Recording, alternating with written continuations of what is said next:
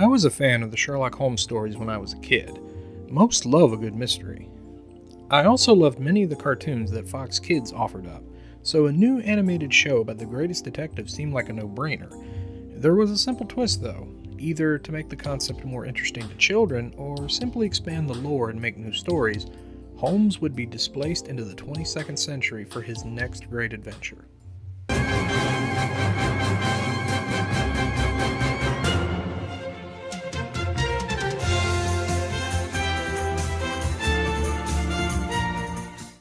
It's a pretty wild setup.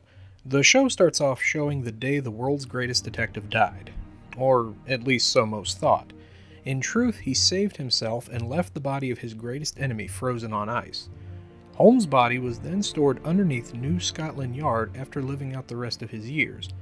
The story then picks up in the 22nd century when Inspector Beth Lestrade, who discovers that the 19th century's greatest criminal mastermind, Professor James Moriarty, is in fact running around committing new atrocities.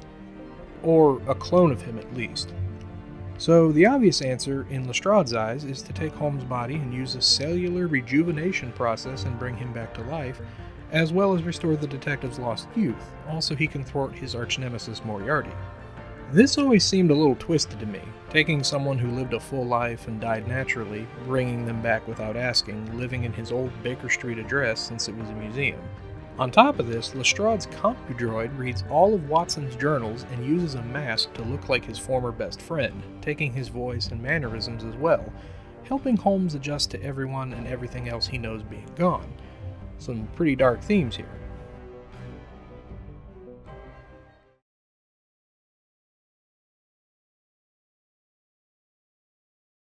Sherlock adapts to this pretty well though, especially the whole being brought back part. Maybe he saw that coming? Technology and social goings-on take him no time, but for some reason he lacks basic knowledge of geographical changes or a few other pieces of public information, which seems odd for how meticulous the man is. Not everything has changed though.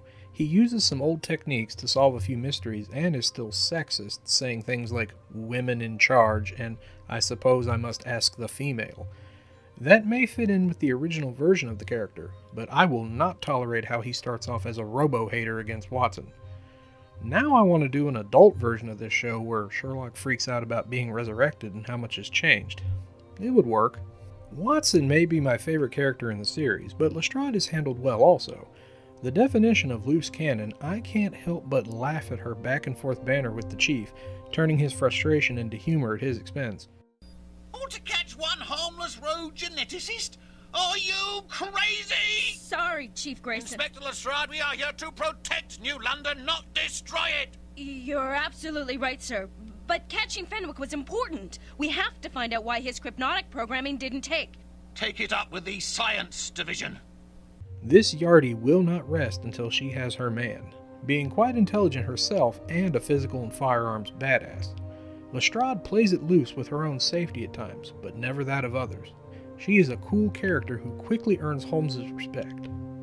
The three main characters are joined in their efforts by the Baker Street Irregulars, Wiggins, Deidre, and Tennyson, who each have their moments to shine as territory heroes, helping Holmes explore the streets and underbelly of New London. The character dialogue is a bit muddy at times, not making sense or taking the long way around to explain something, which fits Holmes at times, but not always. The voice acting itself is good for the most part, though some performances are so exaggerated that it is a bit silly. The main characters are fine though, and I was happy to see that Holmes has some range, playing Raditz in Dragon Ball Z and Donatello in Teenage Mutant Ninja Turtles: The Next Mutation. PA system is currently offline. Then how are we hearing that confounded hound? The moon is a complete vacuum. We shouldn't therefore be hearing anything. No air, no sound waves. Computer, is there another broadcast system online? The action music is good, but that intro song, not to mention the numerous cross-effect transitions in the opening, is too repetitive. It just sings the title over and over and gets on my nerves. It's elementary, my dear Watson. Sherlock Holmes in the 22nd century. Sherlock Holmes in the 22nd century.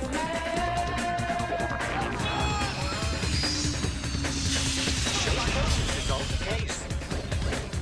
Moriarty. The animation is a blend of traditional 2D and CGI, with a few attempts at 3D renders, reminding me of the early 90s Spider-Man cartoon on Fox. The color choice is great and backgrounds are often quite nice, but the look is better when they don't use too much CGI.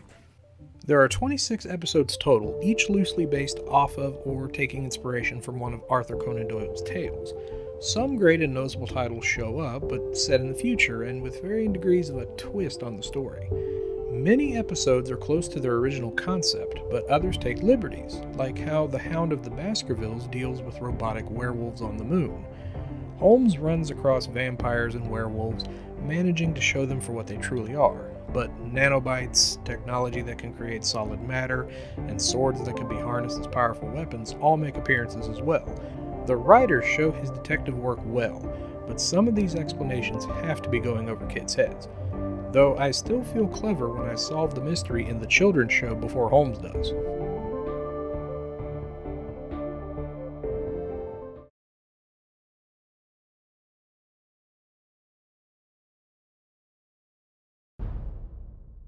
This show is kinda serious for the most part, with less goofy moments or outright jokes than what most would expect from something aimed at kids. Except for the bad ending of the Christmas special. Jeez. It's Christmas. We ended up working on this through the night. I can't think of a better way to spend Christmas Eve than tackling an interesting puzzle with friends. Christmas? Hey, where's my present? What'd you get me, huh? Oh, so now the presents want presents. That's progress.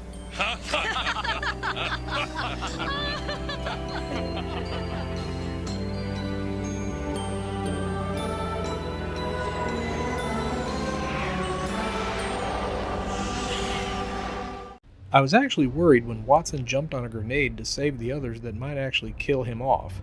Many of the crimes Holmes is asked to solve have very adult themes or depressing elements tied to the events. Still, it may offend some hardcore Doyle fans, being too much of a departure from the original stories. I, however, did not have that problem, as watching through the series again was quite refreshing. The series was co-produced by Deke Entertainment and Scottish Television. What surprised me was that it was nominated for a Daytime Emmy in Special Class Animation Program, for being educational and not sucking, I guess. After its debut in March of 1999, the show was released on DVD in February of 2012 by Mill Creek Entertainment, but it also still runs sometimes on Cubo, who owns the syndication rights. Sherlock Holmes in the 22nd Century also still lives on with its fans though, as many comments I've found remember it fondly, and there was even an awful lot of fan fiction that I found, but didn't quite understand. Nope. Sherlock Holmes in the 22nd century. Sherlock Holmes in the 22nd century.